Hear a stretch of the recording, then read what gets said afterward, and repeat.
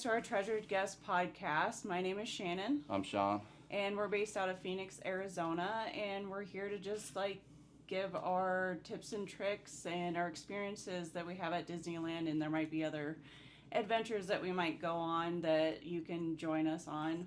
But as of today, we're going to be talking about our first trip to Disneyland and how we got addicted and how this whole fiasco started to begin with.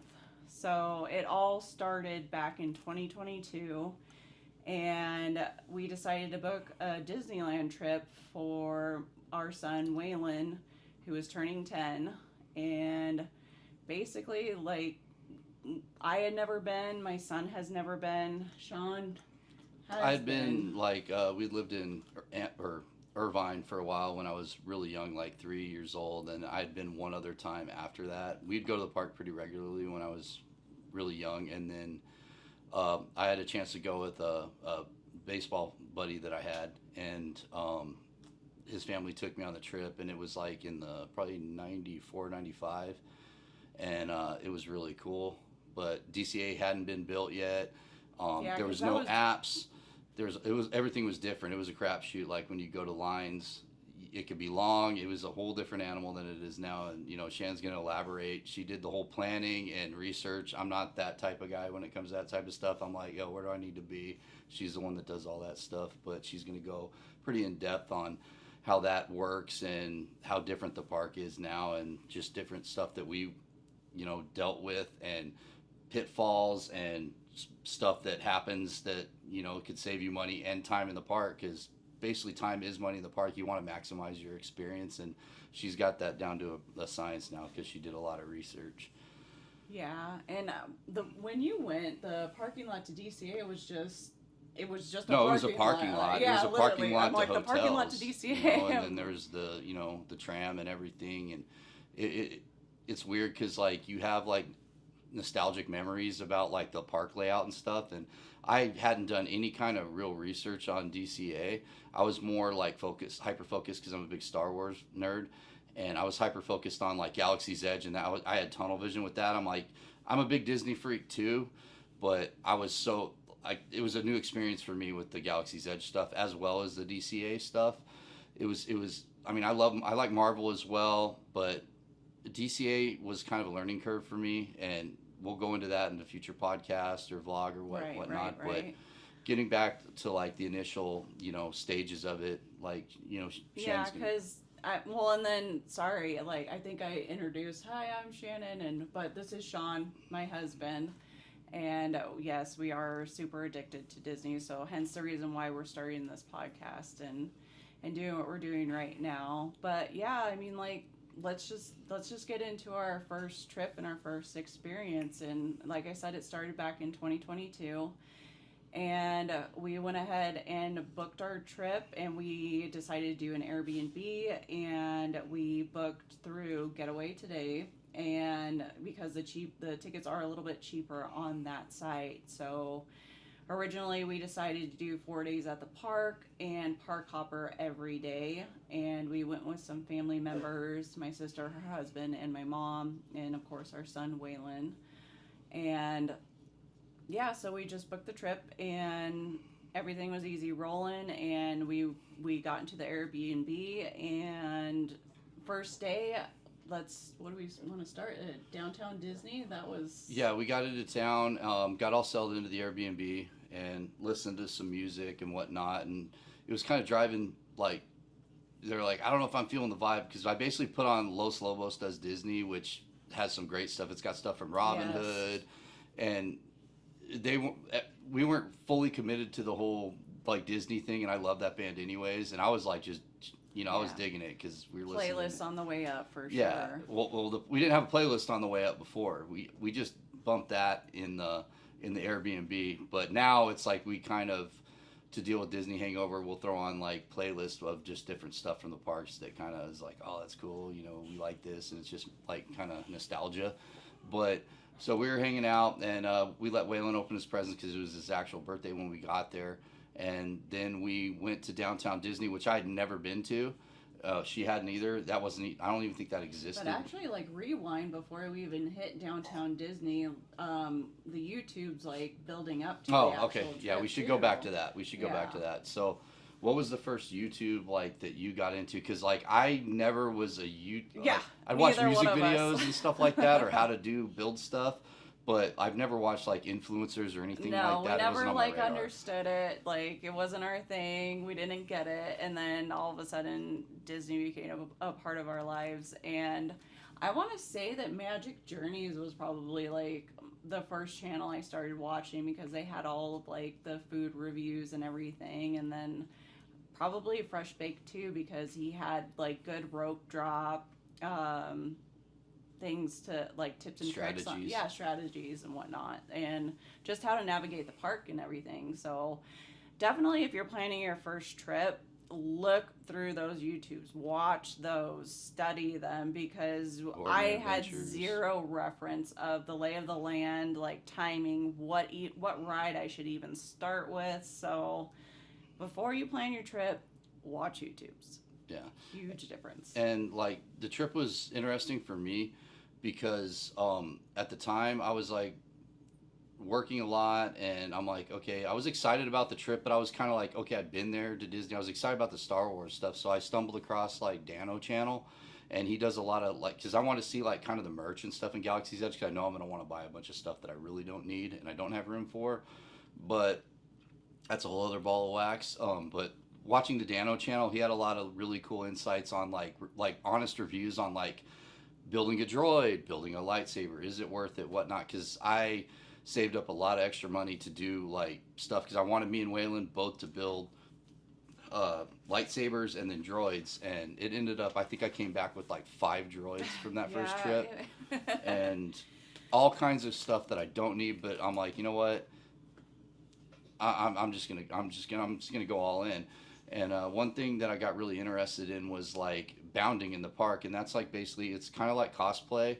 I mean, you can't go like full bore on cosplay at like Disney, like you can't like do helmets and stuff. But I always like the look of like Star Wars, like the smuggler's vest with like the pleats and the leather and the greeblies. And I'm like, I didn't even know where to start looking. I didn't even know what a greebly was, and that's basically like the little metal chingaderas. I call everything a chingadera. That's like kind of like lingo where we're at, and it's like the little metal mechanical stuff, like the boilerplate technology that and lights and stuff that's on little random pieces of Star Wars stuff. So I was like, I went all in because I do leather work as well, and you'll see me wearing certain things that I've made.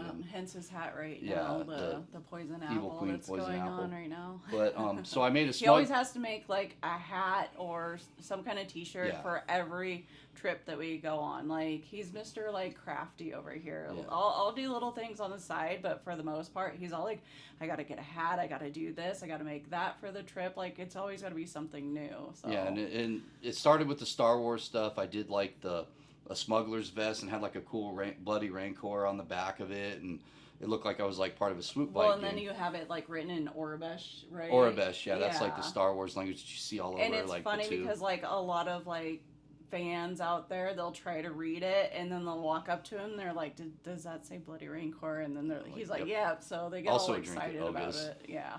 So, but anywho, so I got on Dano channel, and he buys a lot of like the merch and stuff like I do. He's a big collector when it comes to that type of thing, and a lot of pitfalls like that I avoided was like getting back to Downtown Disney was like they have a Star Wars trading post, and like there's a lot of stuff that they sell in the parks that they also sell there, so you don't want to be schlepping boxes and giant stuff around the park. I mean, you got to kind of be strategic about it, especially if you're like building droids, because that's going to be a whole other episode that we do.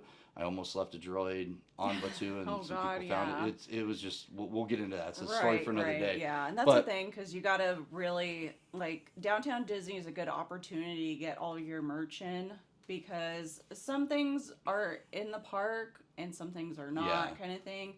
So a majority of the things that you want to get will probably be at Downtown Disney, so you can kind of like get that out of the way like the first day that you're there. So like Sean was saying, like the bulky you don't want stuff. Yeah, you don't want to be like schlepping stuff around when you're trying to get on like Rise of the Resistance or something like that. Yeah, you know? And you got to be like, because a lot of the time we generally we'll take a break in the middle of the day, and that trip was interesting because it was kind of a bummer, and we'll go into this later as well. Like staying off, like not walking distance from, Yeah. you know, the parks or downtown Disney. Yeah, because we were in Airbnb our first trip. And then you got to park and then go. It's a whole thing. Like, I didn't hate it, though, at the same time. It was really comfortable and everything. Everybody had their own room. We had a whole, you know, kitchen and everything. So, if you have, like, a big family with you, I think, like, definitely, like, an Airbnb would be a good idea. But at the same time, like, it's so nice to be in walking distance. Yeah, I like just being.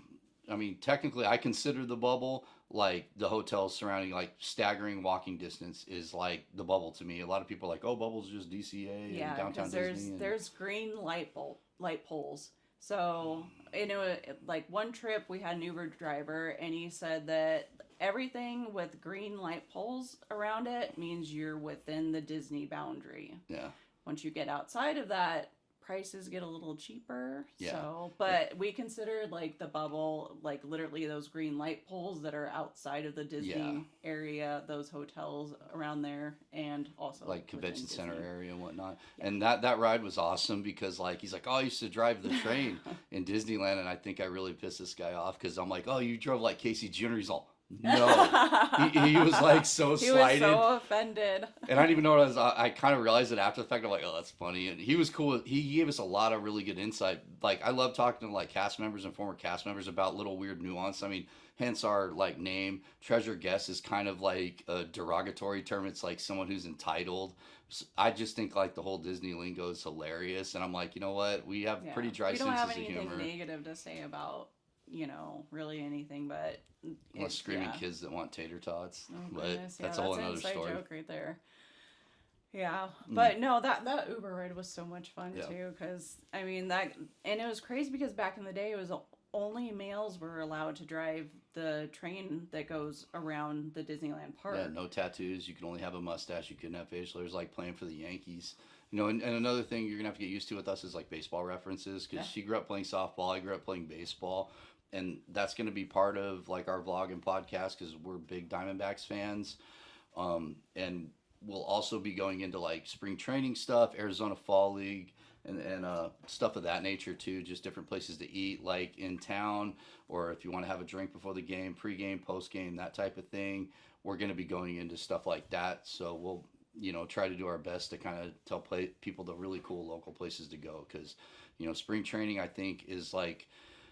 It's really cool because it's like a hidden gem that, I mean, a lot of people take advantage of it, but I love it. It's like baseball in its purest form, in my opinion. Absolutely. But anyways, getting back to like downtown Disney. Right. So Trading Post. Yeah, Star Wars Trading Post. We go in there and then I immediately get overstimulated. Our son's on the spectrum, so.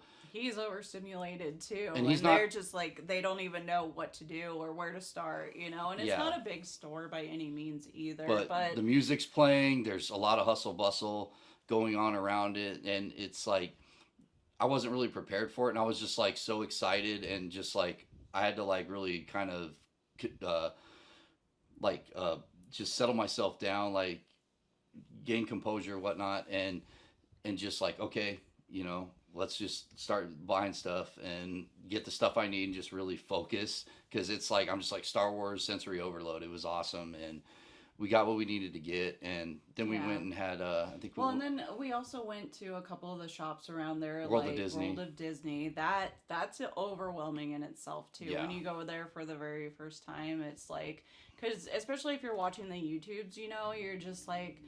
You're so amped for it because there's all this merch that you're just like, I need to get that, where is it at, blah blah blah. And then sometimes it gets really crowded in there, so it is really overwhelming because you feel like you're just rushed. But just always remember to just take your time in there, like, you know, it's a good place to like center yourself, like, and just it's kind of like a prerequisite. You're like getting used to, because that's what you're going to be dealing with for the next couple days.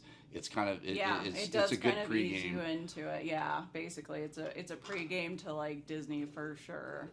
But yeah, I mean, like, you can get like most of your merchandise just in that one store alone, you know, the Spirit jerseys, which I'm a huge fan of. Yeah, like, that's gonna be a whole nother podcast. And it's so funny because when I originally when we first booked our trip, I'm like, we might not come back for another 5 years or whatever. Yeah. And that did not happen. And here I am, a dozen Mickey ears later, over 20 Spirit jerseys later. I'm like, oh my God, this Yeah, it turns sucks into a you thing. in.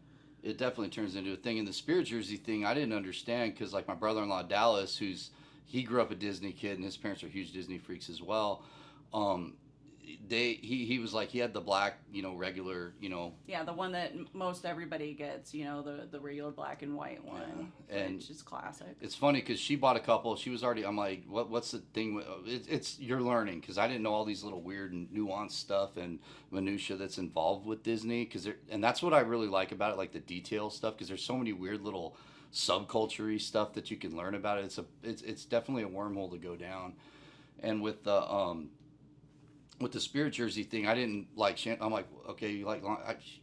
We live in Arizona. We never wear long sleeve stuff. I mean, it gets cold here in the winter a little bit, but it's not like.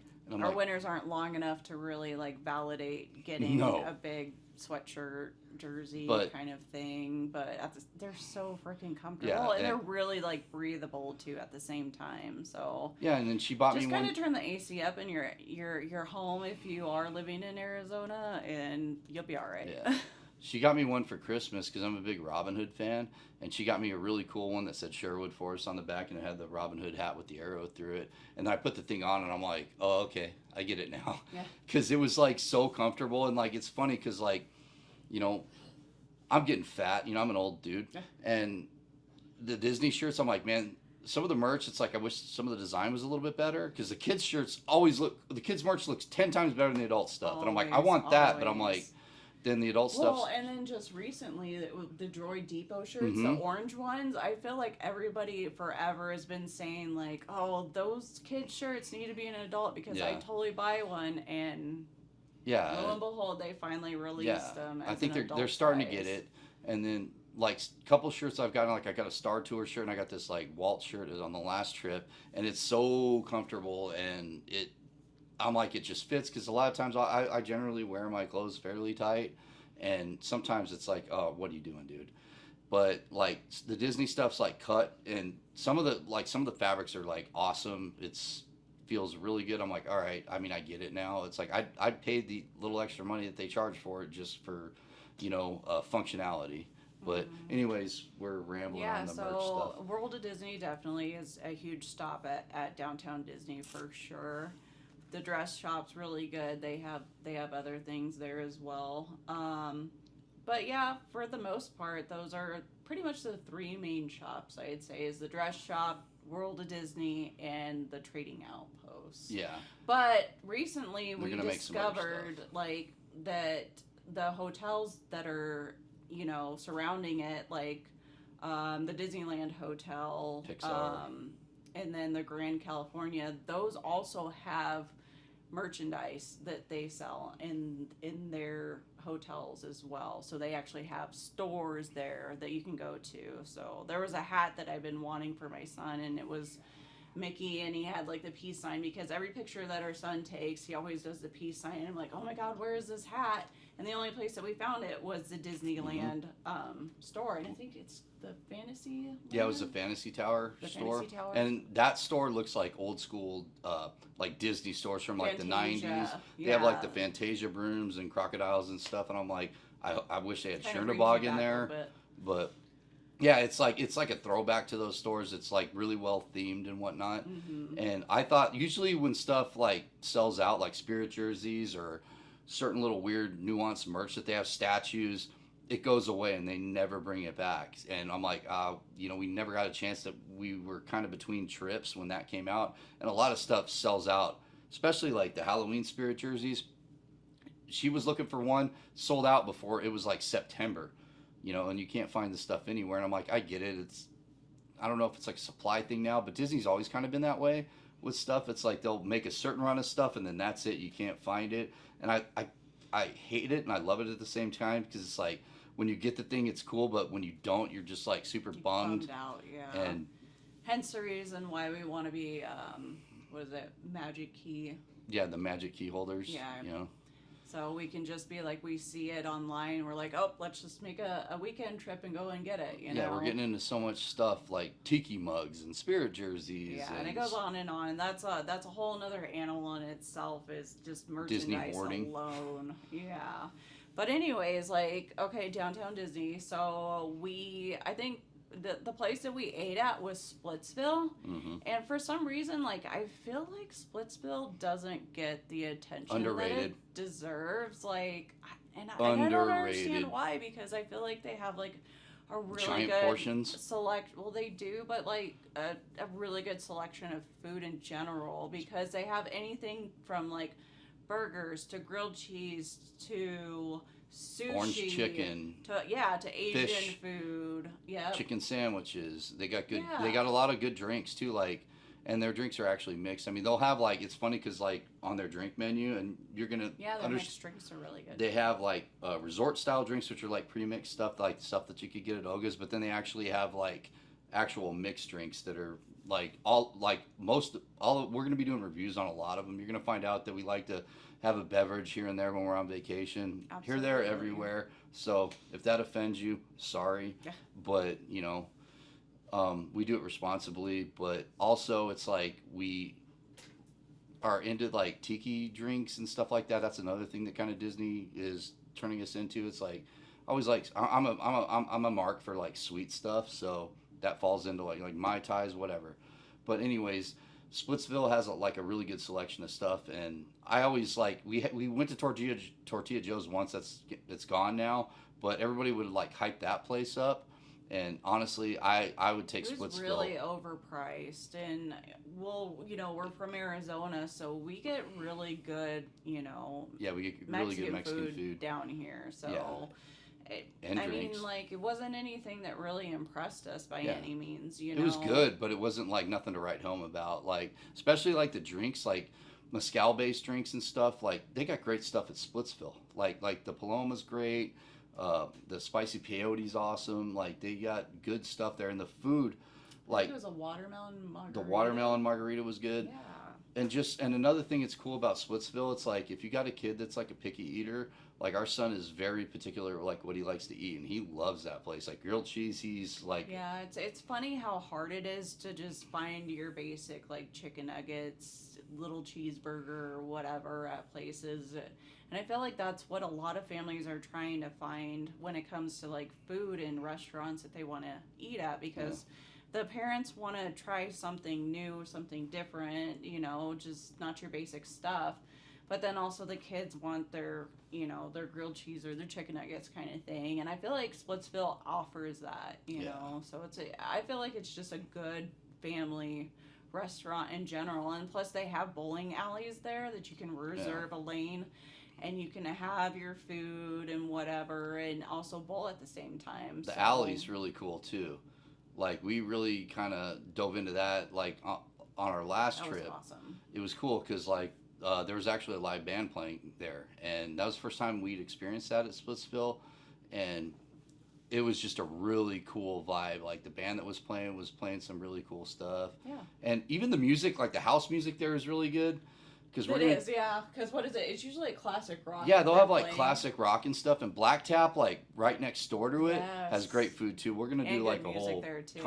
We're gonna go, like, in depth, because, like, okay, if you understand, if you're from Arizona, it's like roller rink, 90s and 80s stuff, like, just cool Paul Abdul freestyle, like totally. Michael Jackson, like that type of vibe, and then you can really, like, go there, and then you go to Splitsville, and it's like classic rock. You're hearing, like, Creedence Clearwater, Thin Lizzy, stuff like that, and it's but the live band was playing, like, a lot of, like, Sublime. If you're into the, like, ska stuff, they were doing Sublime. I think they did Bill Withers, which is awesome. I mean, I'm going to the music thing. Yeah. Well, and then Sean used to be in a band too, and music's a huge part of our lives. Like, our dining room is decked out with, like, music. Yeah, it's like Metallica, Jimi Hendrix, stuff like that. But these dudes, it was just two guys, and they were just jamming. But it was great though, because, like, it was a really comfortable atmosphere on the alley. So what the alley is exactly is it's a part of Splitsville. It's like a patio. and it's a patio with but like it's turf. not, yeah, but it's like a turf area, so you're Kids can run around. yeah, And it's like a little grassy area. It's like fenced in too, and then they have little like games out there, like what was it? they had like chess and like Connect Four. Yeah, I think. Connect Four. And It was that, and so the kids are just like running it's around. open. It's Yeah, not so like the really parents can restricted. kind of like sit and still kind of have their kids like in a comfortable area. Let them because just get out that energy and exactly, like and then relax. they're jamming out to the music too. Yeah, all the kids are going up to the stage. I'm like that to me is like awesome. Mhm. And it was Just just a the good weather in vibe. The general weather was is like usually- perfect too. yeah, It was like we Because sometimes we you just want caught a to sit vibe. outside. Yeah. Yeah, so that's basically sums up like our experience at Splitsville, at downtown Disney, and like the shops that we went to. So that's basically what we like to do with all of our trips in general. Is Ease into the bubble. we get into Anaheim, and we check into our hotel, Airbnb, whatever it may be, and then we go to downtown Disney, and then the next day is when we actually go to the park. So let's just go ahead and like jump into our first experience like going to Disney, because Rope drop. for Rope Drop Rope drop mafia. we did Park Hopper, we did the Genie Plus, and I think everybody who is coming from out of town should do the Genie Plus. And do homework. If you're somebody that has access to the park all the time, then it's not worth it for you. But especially if this might be a one-time kind of trip for you, definitely do it. But just in general, coming from out of state, if you're only able to go like once or twice a year or whatever it may be, like it's definitely worth it to get the Genie Plus. But I think it's called something else now. It's like Multi-pass. Multi-pass, like Lightning Lane, yeah. So Fifth Element. Multi-pass. Multi-pass. so that changes. Yeah, but anyways, so I wanted to get there super early. I'm the type of person that goes on vacation. I want to take full advantage of every little penny that I'm spending on this trip. So, we made sure to get there like super early because parks open at 8 a.m. And I want to say that we got there probably at 6:30, like super early. Like honestly, that's way too early. Nowadays we get there we walk up to the gate at about 7:30. You also got to figure, okay, the first trip we were staying in an Airbnb, so we had to rally the troops, and they'd been to Disney, so they're moving at their own pace, but we were all carpooling. That's another thing. It's like if you stay close, like you could take breaks. You don't have to be like kind of like connected. It's like because we weren't close, but we weren't like walking distance. So it's like, okay, we got to all leave together and show up together. Yeah, and that's a whole other animal. It can turn into a thing, So yeah, so hence the reason, like on all of our trips going forward, we like to stay in walking distance, so as like close as possible to the parks that we can be. But it was still a fun trip in itself. Like we parked at the Toy Story parking lot, and we took the bus down there, and parking was probably like $30. Yeah. And the buses get to the park, within probably, I don't know, 5 minutes. Yeah, it's quick. It's pretty quick. You could throw a rock. And what's nice too is that like you already get security taken care of at the Toy Story parking lot. So once you actually get to the park, you don't have to like go through security again. So and that's another thing we're probably going to go over is like security, like having your stuff ready to where it's just I know. And strollers. We brought way too much our first trip. Yeah, we learned pretty quick, like, okay, battery backup, stuff like that. I mean, there's we haven't even started utilizing fuel rods, and that's like a whole other ball of wax too. Yeah. We got like, now, because we were like, okay, our son is on the spectrum, and at the time, he didn't have a phone. He just recently got a phone, so he would need, like, we were worried about him, like, just getting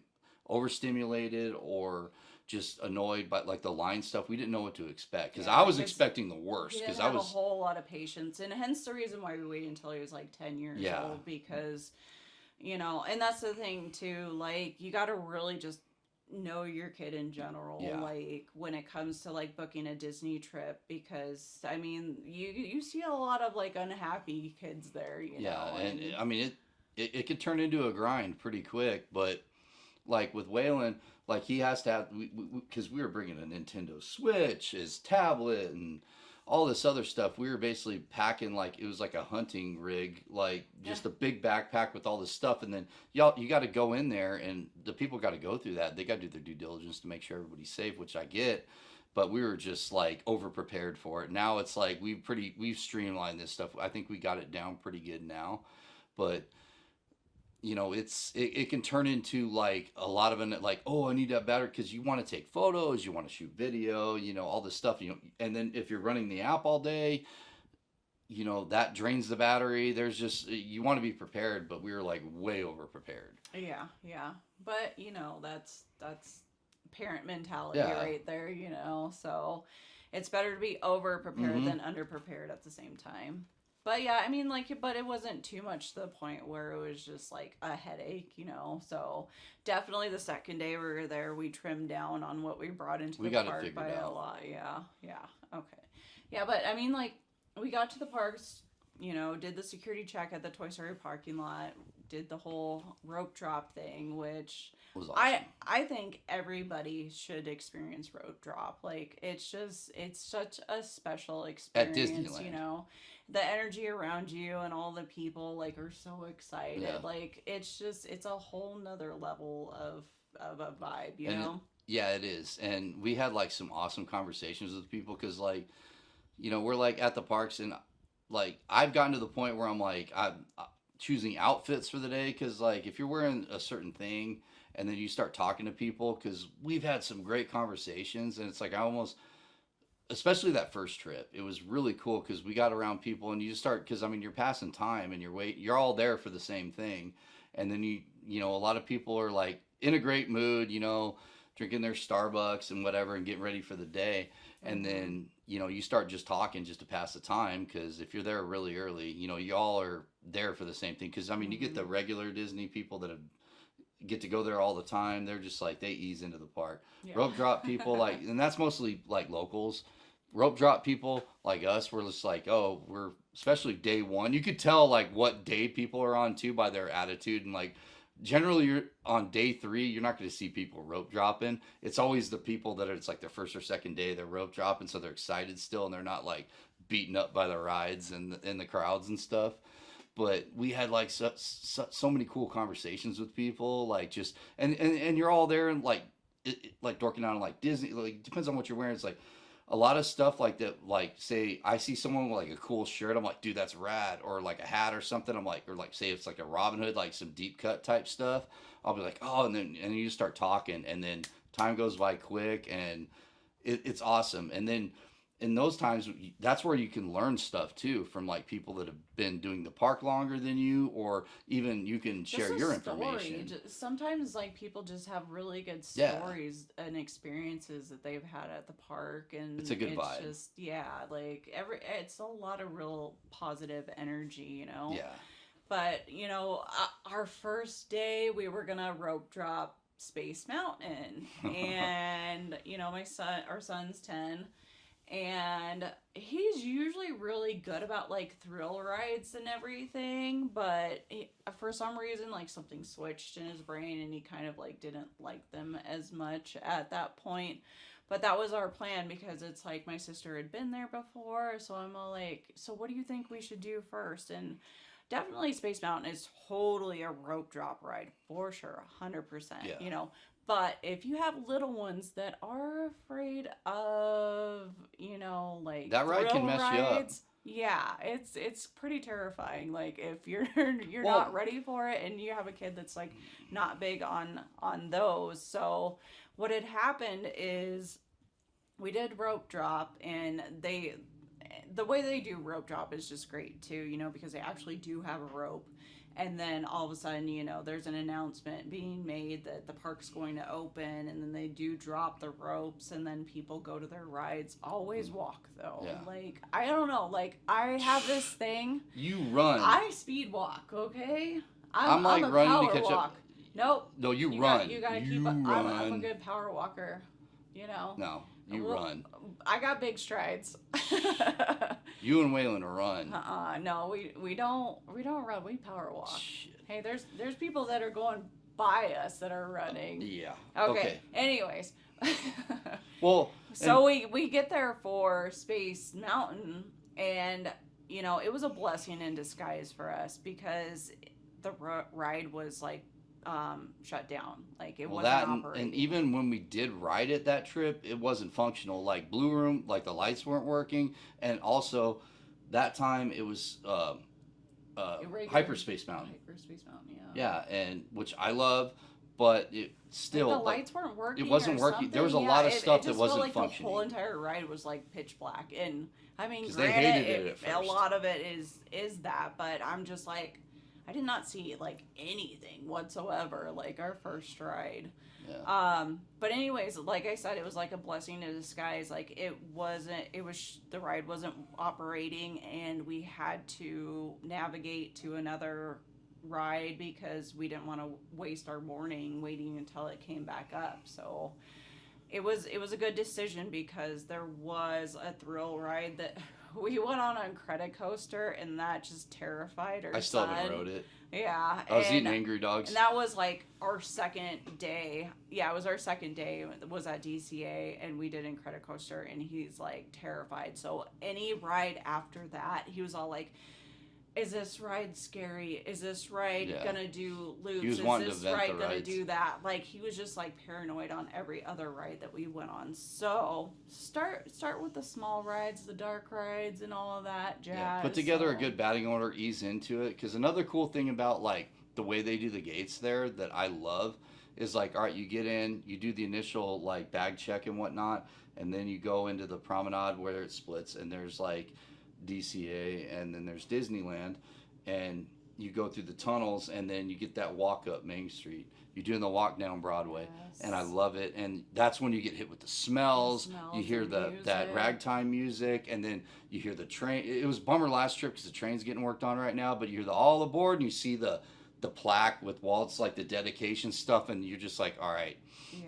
The smells, you're just like hit with everything, and that's what like my obsession with Disney is like the details, like the Imagineering stuff, all the little weird nuanced stuff. That's why I get obsessed over like the Disney stuff, and I love that stuff. Things are always changing too. So yeah, it's like, never going to be completed. Seen it, done it, you know. Like they're always adding some little detail here or there, or big detail, which is like a whole new ride or whatever it may be, you know. So. But getting back to the rope drop, like we rope drop. And well, even the music, like the first rope drop music we had, because they change it, and like I love that. That was such a cool memory. Like when it was some weird, and I could not find it because they've done like Zippity Doo Dah, Be Our Guest, and it was some like random thing, and I could not find it because you could find everything on there, and I could not find it. I even was asking cast members on the trip after that because we went back for a day, that extra day we had, and the cast member was like, I don't know. I think it was Be Our Guest, and it wasn't, because I know that. Oh yeah, it was just like a beat. It was it was like, and it was some. I think it was like, it might have been like High School Musical or some random like Disney show that I have no familiarity with. I don't know what it was, but they did it this last trip though. They did that. It was the first day, the first rope drop, and I'm like, but we were just off and running. I'm like, you know, I almost want to like put the Google thing to where you can like, what song is this? Right. Yeah. But anyways, there was like some kind of like option on Google to, Space Mountain like, though. Like there probably is, and we just don't know it. We're not hugely like tech savvy, so you know. Yeah, you're gonna find out. Yeah, right.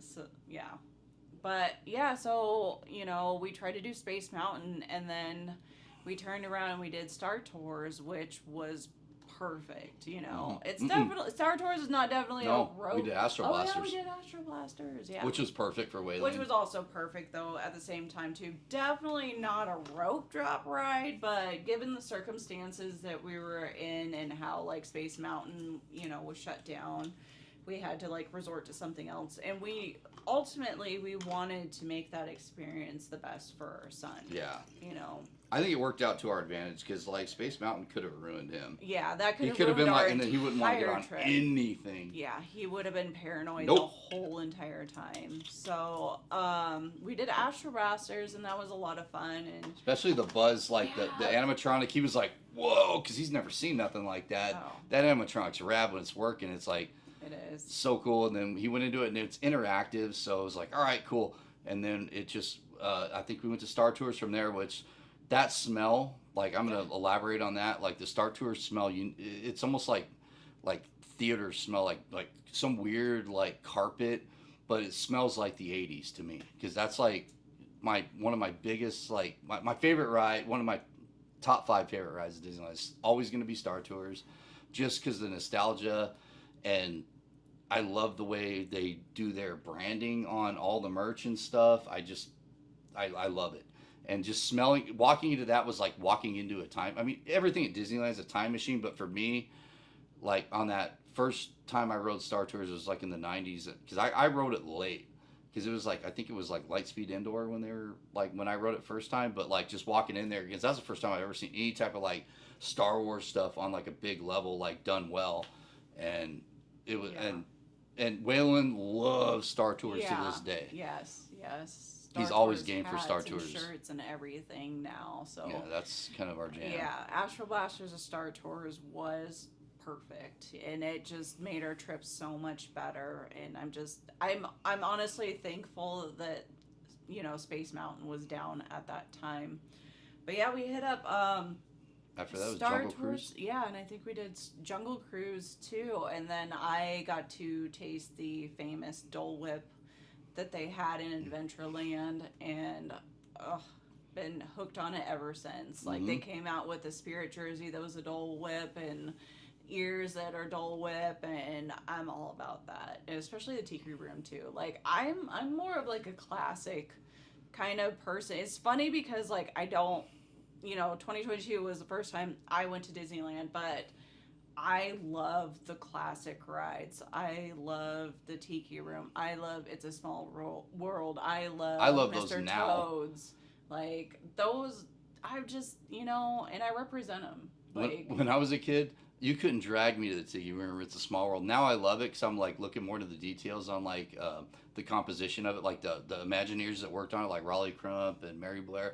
I'm like going that deep into this stuff and just like, oh, that's interesting, because I do like projects and stuff, like artsy stuff, and I'm like that whole Imagineering series on like Disney Plus is awesome, and that got me like, how is this stuff made? That I like the behind the scenes stuff and the classic stuff. Now I'm like, because like It's a Small World was like my grandma's favorite ride, my nana's favorite ride, and it was like when I was a kid, you just want the action when you're a kid, and then it's like, all right. But now I'm like appreciating that because I'm adult, because that's like a nice little.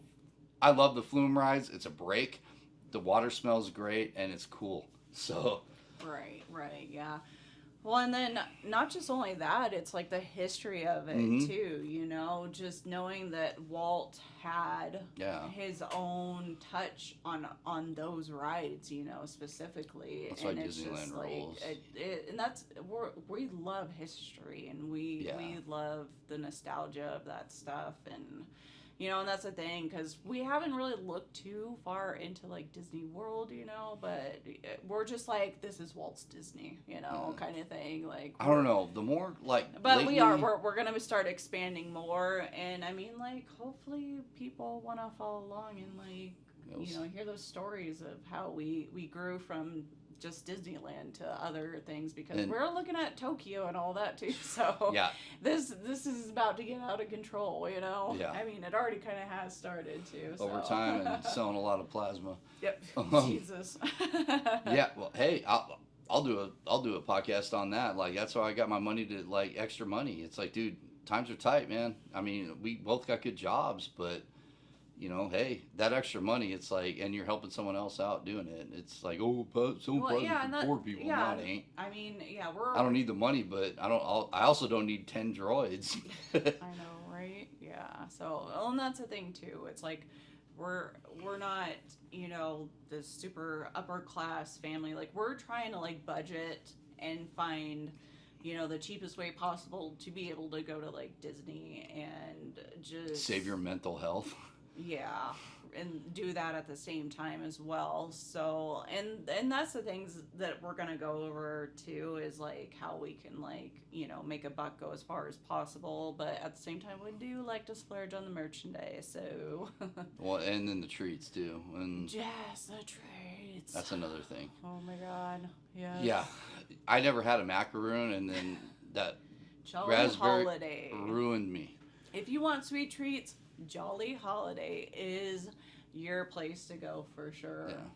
Yeah, I think both of us, like, the raspberry macaroon at Jolly Holiday is top tier. I was like, what is this sorcery? Because she's like, oh, because she was doing the homework on all this stuff, and I have more of a sweet tooth than my son and my wife, and like that, I was like, what? I've never had a macaroon. I'm like, what is this? It looks like a cookie. I'm whatever, you know. I have my kind of like quirks on what I like. I'm very picky when it comes to food. But that thing, I'm like, this is gonna be a problem. I'm like, I gotta find macaroons in town now. Yeah, now it's like I'm looking for like a dealer. There's really like, hey, yo, not you a got lot them of macaroons? that are It's like, full come here on, dude. either, you know, I mean, you'll find them at Fry's in the frozen Yeah, food but dude, it section, ain't. but it's not anywhere. Nothing's gonna be like that. I Nothing- mean, you- I'll tell you you what, just that can't. Dole Whip we had today was pretty close. Oh yeah, The at, Hawaiian Brothers. Hawaiian Bros. That was like a good placebo because. Oh, that just like put me in the Disney mode. But then for again, sure. you don't want to have that access to that every day because then that No. kind of takes away the magic of. It does. It does. Of- I of feel the like Disney it does. stuff. But The Jolly Holiday is awesome, especially like. sometimes it's nice to have that fix. Yeah, well, you knock out like say you rope drop Fantasyland, do the rounds on that, knock out all the little dark rides there, and then you're like, all right, hey, let's get a tone setter, go to Jolly Holiday, get that like what was it, the grilled cheese and the breakfast like thing that Oh, you the like. tomato soup. Yeah, and then you get a So couple good. treats. Like usually they have an extra. I want to try the cinnamon roll because I'm hearing good things, but usually we get the raspberry macaroon and then one other thing. It's usually like a seasonal treat, and then sit there, chill, and then you go off and start hammering out like Adventureland or like you hit like freaking the train, Big Thunder. You know, you start hitting those, and then you start getting the momentum. Oh, and that's another thing too. Like our perspective on certain rides have changed a lot because, like we said, like Space Mountain, it wasn't really operating the way it should be, and it was really disappointing because I hear so many people being like, "That's my favorite ride," and I'm just like, I was don't surprised get because it, I you figured know? I figured her and Waylon would love that ride, and they're like, Waylon was like, no, and then she's like, man, I'm like. Yeah. Really? I didn't like it at first, and now we ride it at least twice, like every trip, you know, every trip and day that we're at the park, it's at least twice. So yeah, our we perspective on hit it is hard. and even our son last has trip. like changed too. Yeah, he He's like, loves it. he freaking loves it. Like he's laughing and just like all about it. Like after the ride's done, so. Definitely highly suggest that. If you rode it once and you didn't like it, maybe try it again another day or something. So, but yeah, anyways, like we did Jungle Cruise after, and that was cool. Loved it. And then we did Indiana Jones, and I never rode it. that was insane. That was new for all of us. And I'm like, oh, okay. You know, and another thing, a lot of the stuff wasn't even working, and our mind was Yeah, still the ball blown on wasn't it. even working. The when ball we didn't went. work. The Cobra didn't work. No. All the I want In to the say beginning, right? well, the beginning worked, but like the weird stuff in like the room where they do like it almost looks like the stuff from Raiders of the Lost Ark, like the ghost stuff on the wall, that wasn't working because we came back. I want to say it was like a year after that, and then they had just done a refurb on it, and everything was working. I'm like, this is a different ride, and because I'd never experienced it, and none of us, it was a one, and I'm like, that's like different level stuff because like I had like the biggest ride that like I rode to that point at Disney was the Roger Rabbit in Toontown. Toontown was closed on our first trip, and I didn't really remember a lot of it because I'm like, oh, Roger Rabbit's awesome, but I don't remember the ride because I was just so like Star Tours, that's it, and that's all I need, and it was crazy because all this stuff, and I'm like, oh, this is next level, and then. You know, Rise just ruins you when you ride that because. Dude, yeah. Like, and, you know, Star Wars isn't, like, my favorite thing in the world, you know? Should be. And this guy is, like, one of the biggest fans, you know? Mm-hmm. And But Rise of the Resistance is still to this day like my favorite ride. Like it's insane. Like it's just, and it's so cool because what is it, like 18 minutes or something? Like you're it's in mostly the line, queue, but you feel like you're on the ride already. Just and then the cast members just, oh my god, like this past trip that we had, the cast member was the best. Like she made me feel so uncomfortable. the night Like, shift. Okay, I gave her like a review on the app and gave her kudos and everything, but like that's how they're supposed to, like the night they're shift not is supposed like, to be nice, you know, they're supposed to. I'm telling you, anytime we've had like we got on that ride like at night, because we have a little thing that we're going to share with you guys on that, our luck on this thing, and it's been kind of consistent our last 3 trips. We will go into that, but the night crew, and another thing, if you're like bounding, you get treated differently, and it makes the experience 10 times better. Yeah, and like you said, like You bounding, can be a grown. that means like I'm a grown ass up. man, and I was dressing like I'm in the Star Wars universe, and I got treated a lot differently, and it made me like I was 6 years old or 3 years old, just like watching Return of the Jedi. You know, you're kind of that they made it immersive, and they don't just. I mean, it's awesome. Especially when we're at Oga's Cantina, like they gave him a little like special treatment there. Yeah, too. I felt like I was Han Solo, but I didn't kill any Rhodians. You know, it was awesome. Like, but going back, like we got a lot done in the first 3 days of the trip because a lot of it was like just the technology that we have now with the apps, and just if you do your homework, it's like you can maximize the experience so much, because we've talked to people in lines with us that come from like Canada, far places, and that's their first time at Disney, and they're not like doing any type of like research, and I'm like, man, and they have like smaller like kids, and they're like, oh, is this ride, like can they ride that? I'm like, man, and Disney ain't cheap, and it's like you want to maximize your experience there for sure. And you don't want to like have your kids like just not like go into shutdown mode if they ride the ride. Like, oh yeah, I'm gonna have my kid ride Guardians for the first time, and then he doesn't want to ride anything else. Yeah, you know, which is a great ride. But if you have like a 3-year-old, which we've seen people take 3-year-olds on that, and this kid's gonna be scarred for life. You know, there's a way to do it, and that works. I mean, but everybody's different, you know, you're going to do it your own way. But I think like for the amount of money you're spending on that trip and the time, and, you know, like the kickback on it, like to where like, okay, I'm not coming back here. This might be a one and done, or like once every 5-6 years, you know, you got to like do it right. Go back from the trip and be like, I wish we would have done that. Like, obviously you can't do everything. But if you do your homework on it, like you can do close to everything. And you can just have a cool experience and not burn yourself out. Like I definitely, you know, you can go gung ho, rope drop to close, and that's hard. We treat Disney, like when we go to Disney, we treat it like a fight camp. Like you got to get ready and be like, all right, we're walking a lot. You know, and you also got to kind of like gauge your kids' energy on stuff. Because like if they get burned out, they're not going to want to do anything. It's going to be miserable for them. And taking breaks is like imperative. Like you go take a break midday, and it also depends on like the climate you live in. We're used to heat, so Disney's like everyone's like, oh, it's hot. It's like, no, it's not. We're used to like, okay, what? Almost October. It was what, 117 today. Yeah, pretty close. Yeah, it's different animal for us.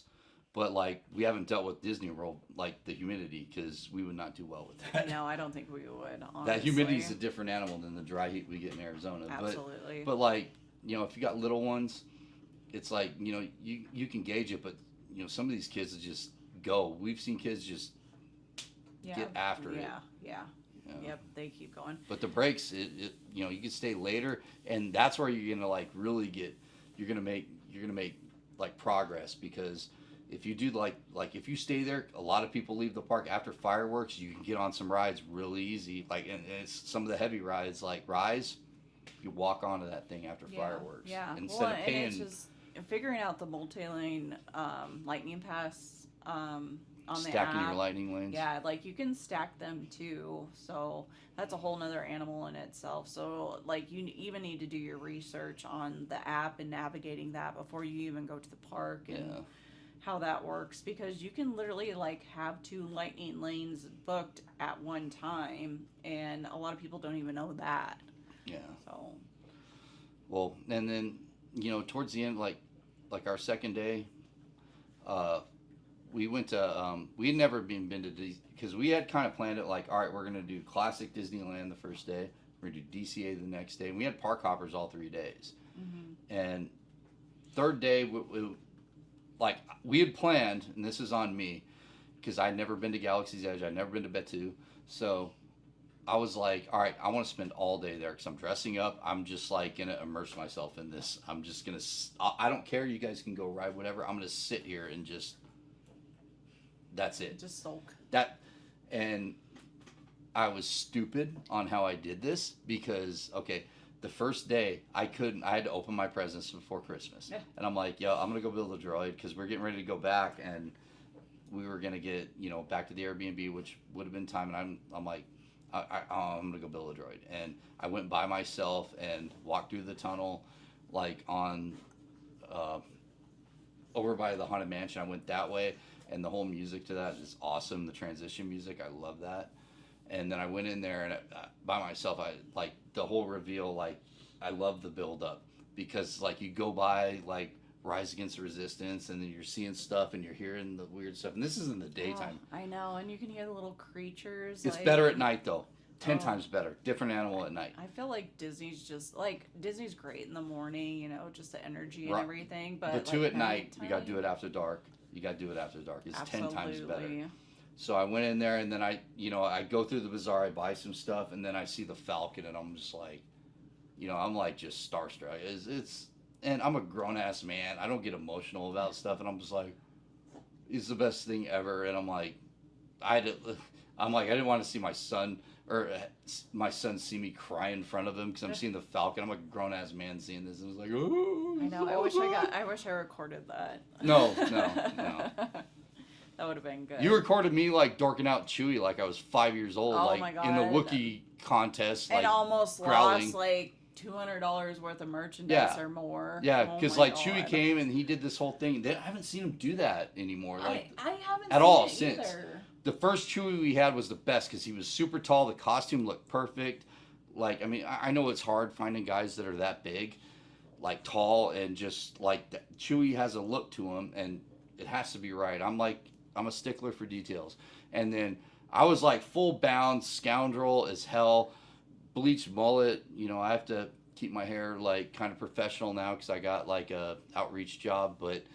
Like I was there, and then like Chewie's like just walking around, and I'm like he gathered all these kids. And you see Chewie, you're just gonna go get a hug, and he like gathered all these people, and then he started doing this like roar off. Like so he like lined up a bunch of these kids, and I think Sean was like the only adult out of all of these kids. Well, those kids are probably mentally like more advanced than me when it comes to Star Wars. Like, okay, this is fake, and I'm like, I'm this idiot just watching. So he pulled me out of the crowd. I'm like, all right, this is what we're doing. Yeah, cool. He pulled him out, pulled Waylon out, our son, and lined them all up together and had this little contest. So whoever made the best Chewbacca noise won. So he kept going through each kid and everything, and it ended up the final two was Sean and this other little kid. I felt bad too because I kept trying to not do it good so the kids would enjoy that more than me. I was having a good time, but yeah, Sean didn't I'm like, I wanted the kids Sean didn't to care win. to win. He was just happy to be a part of it, So Sean was just like, give it to him kind of thing. So the little kid ended up winning the Chewbacca voice contest, and it was just the sweetest thing ever. And we were all just so excited and amped up that Sean had these bags of merchandise in his hands, and Chewie pulled him over. He dropped it on the ground, and I didn't even know that he dropped it. I wasn't paying attention. I was just I need to record this, and and it was literally two droids and quacking monkey lizards and freaking statues and all this crap I bought. It was over, and Sean looks at me and he's like, "Where's my stuff?" And I'm like, my heart just dropped. And that's the thing. That's the beauty of Disney, is that there's so many Good people that are there. around you and cast members that are looking out for you that we're like, oh my God, like, where is it at? And we like turn over and we like look where like we last were, and this Gone. like random just lady was standing there with a cast member, and they were kind of like looking around to try and find the person who this merchandise like belonged to. And we like run over there and they were like, this is ours. And she's like, yeah, she's like, I saw it just like sitting there, and I didn't, like, that's like a lot of money, you know, and I didn't want somebody to take it. So I'm like, oh my God, like, Yeah, this is 'cause the it was most my beautiful droid, place Waylon's ever, droid. you know? And all kinds of stuff, which is whatever. But it was cool that it, like, you know, and what's even weirder, later in the day, I think it was like the next day, we were in like Frontierland, and one of the cast members was like, hey Sean, did you get your droids back? And I'm like, Yeah. what? It was insane. Yeah, and I'm like, like, called him by his first name and like asked him a question. I'm just like, what? Yeah, It just- it's like, am I but in it like a was so simulation right now? I'm like, it was insane. I'm like, yeah, I got him back. Awesome, you know. Yeah, yeah. No, but I mean, like, we don't want to like ramble on too long about everything. So, I mean, generally, this is going to be how most of our podcasts go. You know, we're just going to talk about the parks, give you guys some like tips and tricks on things, and just tell you our experience in general. You know, and we're just here to have fun, and you know, we hope you guys See where it enjoy goes. it. Yeah. So, but yeah, that's all we had for this one. So stay Well, there's tuned more, for some but you more. know, we're gonna cut this one short. It's our first Hey, one. We well, gotta now figure it's out all the short. tech. Yeah, it went longer, but you know, we're just kind of gauging on how long we can talk and kind of keep it interesting. I mean, I'm gonna ramble just so y'all know. Yeah, he's the rambling man. So yeah, but yeah, that's all for this one. So yeah, but yeah. So I hope you guys enjoyed. Thank you. have a magical Disney day. Bye, everybody.